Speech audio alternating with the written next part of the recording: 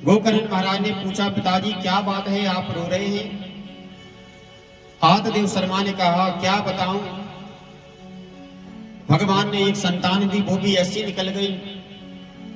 अपनी मां को मारता है, अपने पिता को मारता है। आज गोकर्ण महाराज ने समझाया, पिताजी अरे कौन सी बच्चों की मोह माया में आप पड़े हो। कस माता कस पिता कस भार्या सरोधरा। संसार में पिताजी कोई किसी का नहीं होता। ये जो संसार है ना पिताजी, ये केवल और केवल एक रंग मंच है। जैसे महाराज गांव में रामलीला होती है ना, माइक बंद कर लिया करें। और जब महाराज रामलीला की मंच बनाई जाती है, स्टेज बनाई जाती है, तो उस मंच पर महाराज कोई राम बनकर आता है, कोई भरत बनकर आता है, कोई शत्रुघ्न बनकर आता है। जब तक महाराज वो रामलीला चलती है तब तक राम है, लक्ष्मण है, भरत है, शत्रुघ्न है। जैसे ही रामलीला बंद होती है, मंच की पर्दा बंद होती है, फिर पर्दे के पीछे ना कोई राम है, ना लक्ष्मण है, ना भरत है, ना शत्रुघ्न है। इसी प्रकार पिताजी, जब तक आपकी आंखें खुली है ना, जब तक बेटा अपना लग रहा है, बिटिया अपनी लग रही है, पति अपना लग रहा है, पत्नी अपनी लग रही है, और जिस दिन महाराज आंखें बंद हो जाएंगी, उस दिन महाराज कोई किसी का नहीं है। केवल और केवल भगवान ही हमारा सहारा है। हम राम जी के राम जी हमारे। केवल और केवल भगवान का सहारा ही महाराज जीवन में बचेगा।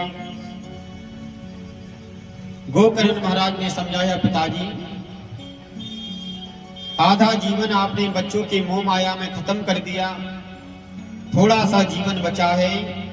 जाओ, जाकर भागवत जी का अध्याय करो और अपना मन भगवान कन्हैया के श्री चरणों में लगाइए। आज आदिदेव शर्मा घर परिवार को छोड़कर भागवत जी का अध्याय करते हैं और अपना मन भगवान कन्हैया के श्री चरणों में लगाते हैं। आज धुंधकारी ने क्या काम किया महाराज? धुंधकारी मदरा पान करके आया, अपनी मां धुंधली को मारने लगा।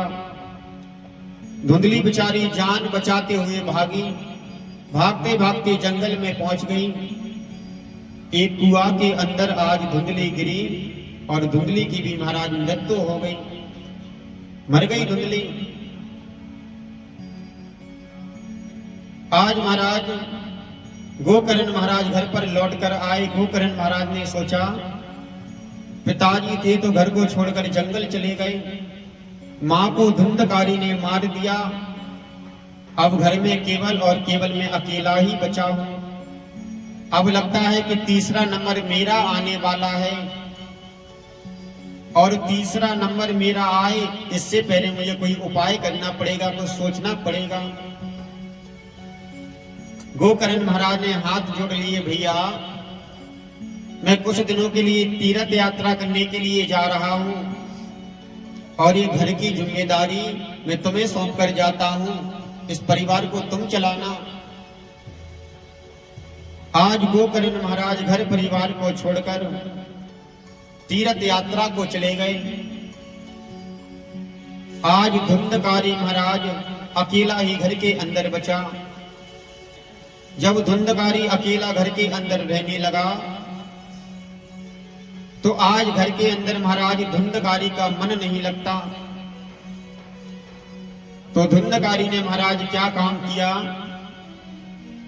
बाजार गया और बाजार से महाराज 5 वेश्याओं को लेकर आया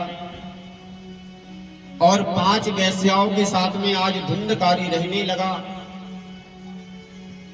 वेश्याओं के हाथ का भोजन किया तो धुंधकारी की बुद्धि विपरीत हो गई, खराब हो गई। आज देखते ही देखते महाराज धुंधकारी बहुत बड़ा चोर बन गया। धुंधकारी महाराज चोरी करके आता है, जितना भी धन लेकर आता है